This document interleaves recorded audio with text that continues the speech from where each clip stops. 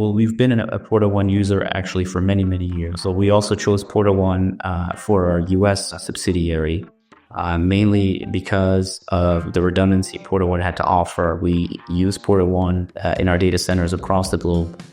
It has a redundant setup, and more important even, it has many, many plugins specifically for the US market. So for example, the interstate billing, it has stir-shaken integration, that very easily allows you to be stir-shaken compliant and add us onto your calls.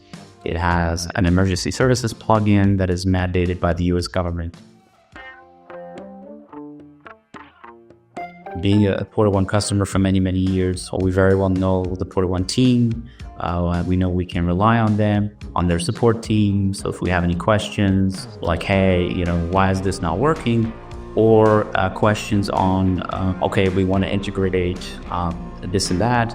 How do we do that? They take us through it step by step. So this was very important to us, knowing that we could rely on the product and also on the team.